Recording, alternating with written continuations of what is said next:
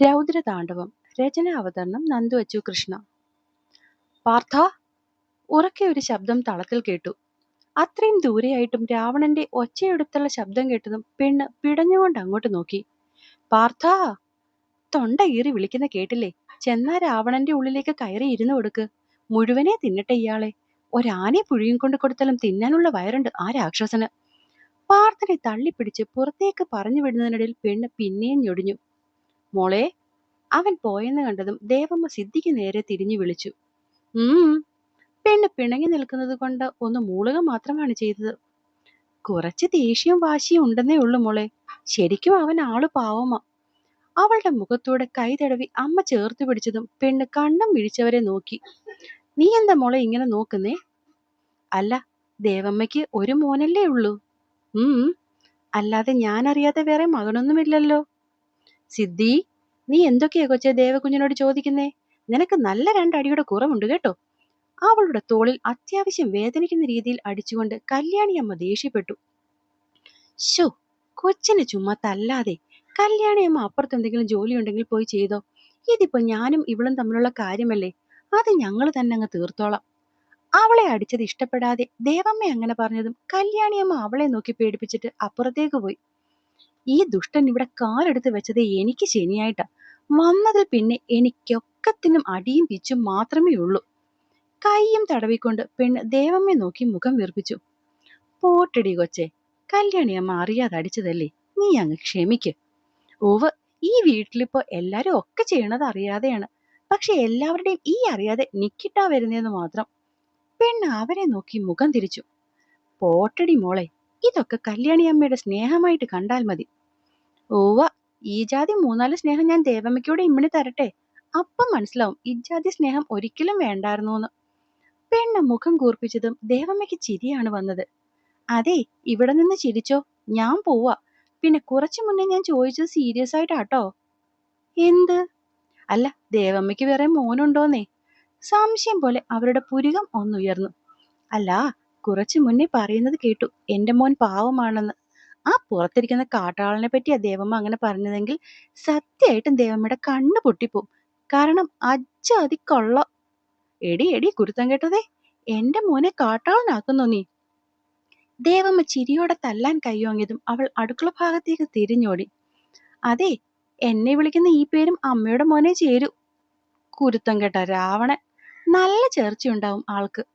പറയുന്നതിനൊപ്പം തന്നെ പെണ്ണ് അടുക്കള വാതിലിലൂടെ പുറത്തേക്ക് ഓടിയിരുന്നു. ഇങ്ങനെ ഒരു പെങ്കൊച്ച്. പാർ! വിളി അങ്ങോട്ട് പൂർത്തിയാക്കുന്നതിന് മുന്നേ തന്നെ വംശി കാണുന്നത് തന്നെ നോക്കി കയ്യും കെട്ടി നിൽക്കുന്നവനെയാണ്. നീ ഇവിടെ നിന്നിട്ടാണോ വിളി കേൾക്കാഞ്ഞത്? ഗാംഭീര്യം മുറ്റിയ ശബ്ദം ചെവിക്ക് ചുറ്റും മുഴുകുന്ന പോലെയാണ് ആ നേരം പാർത്ഥന് തോന്നിയത്. നിനക്ക് ഈ കാണുന്ന എന്താണെന്ന് മനസ്സിലായോ? തന്റെ രണ്ട് ചെവിയിലും പിടിച്ച് ചോദ്യം ചോദിക്കുന്നതിനെ വംശി വല്ലാത്തൊരു ഭാവത്തിൽ നോക്കി. എന്തേ, വൈകുണ്ഠത്തിൽ വംശിവർദ്ധന് മനസ്സിലായില്ലേ ആവോ? പാർത്ഥൻ കളിയാക്കുന്ന പോലെയാണത് ചോദിച്ചത്. അതെന്തുമായിക്കോട്ടെ, പക്ഷെ ഈ ചോദ്യത്തിന് പിന്നുള്ള കാരണം? പാർത്ഥന്റെ ചോദ്യത്തിന് മറുചോദ്യം കൊണ്ട് വംശി തടയിട്ടു. കാരണം വേറൊന്നുമല്ല, ഈ കാണുന്നത് എന്റെ രണ്ട് ചെവികളാണ്. ദൈവം സഹായിച്ച് ഈ നിമിഷം വരെ അതിന്റെ പ്രവർത്തനത്തിന് ഒരു കുഴപ്പവും സംഭവിച്ചിട്ടില്ല. So what? ഒരു വാട്ടുമില്ല. പറഞ്ഞു വന്നത് എന്റെ ചെവികൾക്ക് കുഴപ്പമില്ലാത്തതുകൊണ്ട് തന്നെ ഇങ്ങനെ നീ ഇടിമുഴക്കി വിളിക്കേണ്ട കാര്യമൊന്നുമില്ല. സാധാ മനുഷ്യരെ വിളിക്കുന്ന പോലെ വിളിച്ചാലും എനിക്ക് കേൾക്കാമെന്ന്. സാധാരണ ആൾക്കാരെ പോലെ വിളിച്ചാൽ നിനക്ക് കേൾക്കാൻ പറ്റുമോ? കാരണം നീ വീട്ടിലേക്ക് വരുമ്പോൾ നേരെ അടുക്കളയിലോട്ടല്ലേ പോകുന്നേ? അവിടെയല്ലേ നിന്റെ ഓഫീസ് കാര്യങ്ങളെല്ലാം. വംശിയിൽ നല്ലോണം പുച്ഛം നിറഞ്ഞു.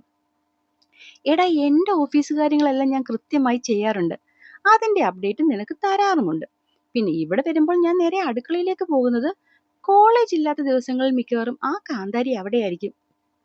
ഞാൻ ഇവിടെ വന്നിട്ട് അവളെ കാണാതെ പോയാൽ പെണ്ണ് ഈ വീട് തിരിച്ചു വെക്കും.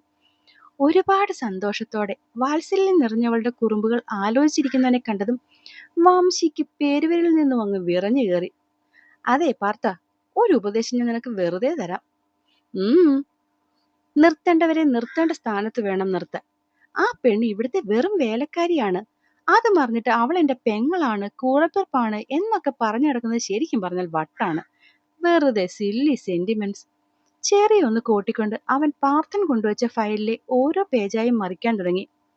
വംശി, വേണ്ട, നമുക്കിടയിൽ സിദ്ധി അറിയാതെ പോലും വരണ്ട. പാർത്ഥൻ അവനെ വാൺ ചെയ്തു. അതെന്താ വന്നാൽ? പോരുകോഴിയെപ്പോലെ വംശിയുടെ മുഖം ഉയർന്നു. ദേ വംശി, അവൾ അവൾ എനിക്കെന്റെ പെങ്ങളാണ്. ഞാൻ അവളെ ആ സ്ഥാനത്താണ് കാണുന്നത്. അപ്പൊ പിന്നെ നീ അവളെപ്പറ്റി കുറ്റം പറഞ്ഞാൽ ഇരുന്നിടത്ത് നിന്നും എഴുന്നേറ്റ് വംശി പാർത്ഥന്റെ നേരെ അങ്ങ് ചെന്ന് നിന്നു. ഒന്നും രണ്ടും പറഞ്ഞ് വംശിയും പാർത്ഥനും അവൾക്ക് വേണ്ടി തല്ലുവെച്ചെങ്കിലും അവരുടെ സൗഹൃദത്തിൽ ഇത് സ്ഥിരമായതുകൊണ്ട് തന്നെ അത് കൂടുതൽ മുന്നോട്ടു പോയില്ല. രാത്രി 8 വൈകുണ്ഠം തറവാട്ടിലെ എല്ലാവരുടെയും അത്താഴം കഴിഞ്ഞിരിക്കും. കാലങ്ങളായിട്ടുള്ള ശീലം അങ്ങനെയാണ്. പിന്നെ 1 മണിക്കൂറോ മറ്റോ 9 മണിയാകുമ്പോഴത്തേക്കും പുറം വിളക്കുകൾ ഒഴിച്ച് ബാക്കി അകത്തളത്തിലെ വിളക്കുകളെല്ലാം കെട്ടിയിരിക്കും. പിറ്റേന്ന് പതിവ് പോലെ രാവിലെ 4 മണിക്ക് അടുത്ത ദിവസം തുടങ്ങുകയായി. ഈ പതിവുകളൊക്കെ ഇവിടെ തെറ്റിയിട്ട് ഏകദേശം 2 ആഴ്ച കഴിഞ്ഞു. ഇവിടെ ഇപ്പോൾ തോന്നുന്ന സമയത്താണ് വെട്ടം അണയുന്നതും രാത്രിയിലെ അത്താഴവും. അതിന് ഒരൊറ്റ കാരണമേ ഉണ്ടായിരുന്നുള്ളൂ, വംശി. ഈ 2 ആഴ്ച കൊണ്ടുണ്ടായ ഏറ്റവും വലിയ മാറ്റം എന്താണെന്ന് വെച്ചാൽ വംശിയും ധാത്രിയും തമ്മിലുള്ള പോരുവിളികൾ പരസ്യമായ രഹസ്യമായി മാറി എന്നുള്ളതാണ്. പാർത്ഥന്റെ സൈഡിൽ നിന്ന് വംശിയെയും വീട്ടുകാരുടെ സൈഡിൽ നിന്ന് ധാത്രിയും എത്രയൊക്കെ ഉപദേശിച്ചോ അതിനെയെല്ലാം വെള്ളത്തിലാക്കി ആ രണ്ടുപേരും സ്വന്തം ഇഷ്ടങ്ങൾ ചെയ്തു പോകുന്നു. അതുകൊണ്ട് തന്നെ അവരെ പറഞ്ഞു മനസ്സിലാക്കുന്ന പരിപാടി നിർത്തിവെച്ചിരിക്കുകയാണ് ഇപ്പോൾ എല്ലാവരും. എന്നത്തെയും പോലെ ഇന്നും വെളുപ്പിന് ഇറങ്ങിപ്പോയതാണ് വംശി. ഇതുവരെ തിരിച്ചെത്തിയിട്ടില്ല. രാത്രിയിൽ അമ്മമ്മയ്ക്കൊപ്പം പണികളൊക്കെ ഒതുക്കി ഇറങ്ങി വരുന്ന സിദ്ധി കാണുന്നത് വാതിൽ വരെ ചെന്ന് നോക്കി തിരിഞ്ഞു വരുന്ന ദേവമ്മയാണ്. അവള് ക്ലോക്കിലേക്ക് നോക്കി. സമയം 9:30. അമ്മ കിടന്നില്ലേ ഇതുവരെ? അവർക്കടുത്തേക്ക് ചെന്നുകൊണ്ട് നെറുകയിലും കഴുത്തിലും തൊട്ടുനോക്കി ചൂട് കുറവുണ്ടോന്ന് ഉറപ്പ് വരുത്തിക്കൊണ്ട് അവള് ചോദിച്ചു. മോൻ വന്നില്ലല്ലോ മോളെ. അവൻ വന്നിട്ടിപ്പോ എന്തിനാ? അമ്മ ഇവിടെ ഇരിപ്പുണ്ടെന്ന് പോലും നോക്കാതെ ആ രാവണൻ മുകളിലേക്ക് കയറി പോവുകയുള്ളൂ. പെണ്ണ് സ്വതവേയുള്ള ദേഷ്യത്തിൽ അവരെ നോക്കി. സിദ്ധി, നിന്നോട് എത്ര തവണ പറഞ്ഞു അവനെ അങ്ങനെ വേണ്ടാത്ത പേരുകളൊന്നും വിളിക്കരുതെന്ന്? ശാസന കലർന്ന ശബ്ദത്തോടെ അമ്മ അവളെ നോക്കി. അല്ലെങ്കിലും എനിക്കറിയാം, അമ്മയുടെ കൂറെപ്പോഴും അങ്ങടാ. ഇനി മോൻ എന്തൊക്കെ ദുഷ്ടത്തരം ചെയ്താലും മോൻ ഒരു പുണ്യാളനും. നമ്മൾ പൊന്നേ പൊടിയെന്ന് പറഞ്ഞുകൊണ്ട് നടന്നാലും നമ്മൾ പുറത്തും ആവുകയുള്ളൂ. പെണ്ണ് മുഖം കറുപ്പിച്ചു. നിനക്ക് എന്താ കൊച്ചേ? എനിക്ക് നീയും അവനും ഒരുപോലെയാണ്, നിനക്കതറിയാലോ. ഊവ, കേൾക്കാനൊക്കെ സുഖമുണ്ടെങ്കിൽ നല്ല ഒന്നാന്തരം നുണയാണെന്ന് എനിക്കറിയാം. ഫ്ലാസ്കിൽ നിന്നും ചൂടുവെള്ളം പകർന്നവളുടെ കയ്യിൽ കൊടുത്തുകൊണ്ട് പെണ്ണ് കെറുവിച്ച് തന്നെ നിന്നു. എനിക്ക് വയ്യ നിന്നോട് തർക്കിക്കാൻ. ക്ഷീണിതയെ പോലെ അവർ സോഫയിലേക്ക് ചാരിക്കിടന്നു. വയ്യെങ്കിൽ അകത്തു പോയി കിടന്നുകൂടെ അമ്മേ? എത്ര നേരമാണെന്ന് വെച്ചാ ഇങ്ങനെ ഇരിക്കുക? ഇതിപ്പോ ഇരുന്നല്ലേ പറ്റൂ. അവൻ വന്ന് കയറുമ്പോൾ ഡോറ് തുറന്നു കൊടുക്കണ്ടേ? കൊടുക്കരുത്. ഏതു നേരം വന്നാലും ആരെങ്കിലും ഡോറ് തുറന്ന് കൊടുക്കാനുണ്ടെന്നുള്ള അഹങ്കാരം കാരണമാ അങ്ങേര് തോന്നുന്ന നേരത്ത് കയറി വരുന്നത്.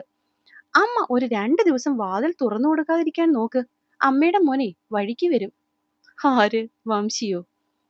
അല്ല, അമ്മയ്ക്ക് വേറെ മോനൊന്നും ഇല്ലല്ലോ. ദേഷ്യത്തിൽ ഞൊടിഞ്ഞുകൊണ്ട് അവൾ അവരെ നോക്കി. എനിക്ക് വേറെ മോനുണ്ടായിരുന്നെങ്കിൽ അവൻ ചിലപ്പോൾ കേട്ടനെ. പക്ഷെ ഇവൻ, എനിക്കറിയാം, ഒറ്റബുദ്ധിയാണല്ലോ. നേരാണ്. അവളൊന്ന് തലകുലുക്കി സ്വയം സമ്മതിച്ചു. സിദ്ധി, ഓ അമ്മ സ്നേഹം. അവള് ചിറി കൂട്ടി. നിനക്ക് എന്താ മോളെ? എനിക്ക് എന്താണെന്നുള്ളതല്ലല്ലോ ഇവിടുത്തെ പ്രശ്നം, അമ്മയ്ക്ക് എന്താണെന്നുള്ളതല്ലേ. ഇന്നും ഡോക്ടർ എന്താ അമ്മയെ നോക്കിയിട്ട് പറഞ്ഞത്? കറക്റ്റ് സമയത്ത് ഫുഡ് കഴിച്ച് കറക്റ്റ് സമയത്ത് മെഡിസിൻ എടുത്ത് കറക്റ്റ് സമയത്ത് കിടന്നുറങ്ങണമെന്ന് അല്ലേ? എന്നിട്ടിപ്പോ അമ്മ എന്തുട്ടാ ഈ കാണിക്കുന്നേ? പറഞ്ഞേ. 2 എളിക്കും കൈ കൊടുത്ത് പെണ്ണ് പ്രിൻസിപ്പളിനെ പോലെ അമ്മയുടെ മുന്നിൽ അങ്ങ് നിന്നു. അതിപ്പോ അവൻ വരുമ്പോൾ തന്നെ കോഫിയൊക്കെ വേണ്ടേ മോളെ? ആകെ ഞാൻ കൊടുത്താൽ അവൻ വാങ്ങുന്ന ഒരേ ഒരു സാധനം അതാണ്. അവരുടെ മുഖം സങ്കടത്തിൽ താഴ്ന്നു. അതിപ്പോ അമ്മയല്ല, ഈ ഞാൻ കൊടുത്താലും അമ്മയുടെ മകൻ ആ രാക്ഷസൻ അത് വാങ്ങും. രാക്ഷസൻ എന്നുള്ളത് അത്രയും പതുക്കെ പറയാമോ അത്രയും മെല്ലെയാണ് അവൾ പറഞ്ഞത്. നീ നാവിനിടയിലിട്ട് പറയുന്നത് എനിക്ക് മനസ്സിലാവില്ലെന്ന് കരുതണ്ട കേട്ടോ. എഴുന്നേറ്റ് അവളുടെ ചെവിയും തിരുമ്മിക്കണ്ട് അമ്മ ദേഷ്യപ്പെട്ടതും പെണ്ണ് മുഖം വീർപ്പിച്ചതും ഒത്തിരുന്നു. അല്ലേലും മോനെ എന്തു പറഞ്ഞാലും അമ്മയ്ക്കത് പെട്ടെന്ന് മനസ്സിലാവും. പെണ്ണ് ഞൊടിഞ്ഞു. ഇതിപ്പോ ഇവിടെ നിന്ന് ഓടി ഉണ്ടാക്കാതെ നീ പോയി കിടക്കാൻ നോക്കുമോളെ. കല്യാണി അമ്മയ്ക്ക് ഒപ്പം രാവിലെ എഴുന്നേൽക്കുന്നതല്ലേ നീയും? അവളുടെ തിരുമിയ ചെവിയിൽ മെല്ലെ കൈവച്ച് ഒഴിഞ്ഞു കൊടുത്തുകൊണ്ട് അമ്മ സ്നേഹത്തോടെ അവളോട് പറഞ്ഞു. അല്ലേലും ഞാൻ പോയി കിടന്നുറങ്ങാൻ പോവുക. ശരിക്കും പറയാലോ, എനിക്ക് ദേവമ്മയെ നിറയെ ഇഷ്ടമുണ്ട്. ആ ഇഷ്ടത്തിന്റെ പുറത്ത് ഈ കാവലിന് പകരം ഞാൻ കാവലിരുന്നേനെ. വേറെ ആർക്ക് വേണ്ടിയായിരുന്നെങ്കിലും. പക്ഷെ ആ രാക്ഷസിന് വേണ്ടി എന്റെ കാവലിരിക്കുന്ന പോട്ടെ, എന്റെ ഒരു മിനിറ്റ് പോലും ഞാൻ കളയില്ല. ഹും. പെണ്ണ് വെട്ടിത്തിരിഞ്ഞു നടന്നു. 4-5 സ്റ്റെപ്പ് വെച്ചിട്ട് അവൾ തിരിഞ്ഞു നിന്നു. എന്തേ, ഇനി എന്തെങ്കിലും പറയാൻ മറന്നുപോയോ? അമ്മ ചിരിച്ചു. മറന്നുപോയതൊന്നുമല്ല, പറയണ്ടെന്ന് വെച്ചതാ. എന്നാലും പറയാണ്ട് പോകാൻ മനസ്സനുവദിക്കുന്നില്ല. അതുകൊണ്ട് പറയാ. അവൾ എന്താ പറയാൻ പോകുന്നതെന്ന് കേൾക്കാൻ വേണ്ടി ദൈവമ്മ അവളെ തന്നെ നോക്കി നിന്നു. അമ്മ ഈ വയ്യാഴിയെ വെച്ചുകൊണ്ട് മോന് വേണ്ടി കാവൽ നിന്നാലും ഇല്ലെങ്കിലും ആ പുള്ളിക്ക് അമ്മയോട് ഒരിറ്റ സ്നേഹം പോലും ഇല്ല. ആളെപ്പോഴും അമ്മയോട് ദേഷ്യം മാത്രമേ കാണിക്കൂ. അതുകൊണ്ട് രാത്രി ഉറക്കമുളച്ച് വീണ്ടും വയ്യാഴിയെ വരുത്താതെ അമ്മ പോയി കിടന്നുറങ്ങാൻ നോക്ക്. രാവണൻ സമയം പോലെ വന്നോളും. സിദ്ധി, ദേവമ്മ നീട്ടി വിളിച്ചതും പെണ്ണ് പിന്നെയും കേന്തി പിടിച്ചു നടന്നു. രാവണൻ, രാവണൻ, രാവണൻ. ആരിനി എന്ത് പറഞ്ഞാലും അയാൾ എനിക്ക് രാവണനല്ലാതെ വേറൊന്നും ആകില്ല. എന്നെ കേൾക്കുകയും വായിക്കുകയും ചെയ്യുന്ന കൂട്ടുകാർക്ക് കഥ ഇഷ്ടമാകുന്നുണ്ടെങ്കിൽ സബ്സ്ക്രൈബ് ചെയ്യാൻ മറക്കല്ലേ. അങ്ങനെ ചെയ്താൽ മാത്രമേ അടുത്ത ഭാഗം നിങ്ങൾക്ക് അപ്പോൾ തന്നെ നോട്ടിഫിക്കേഷനായി കിട്ടുള്ളൂ.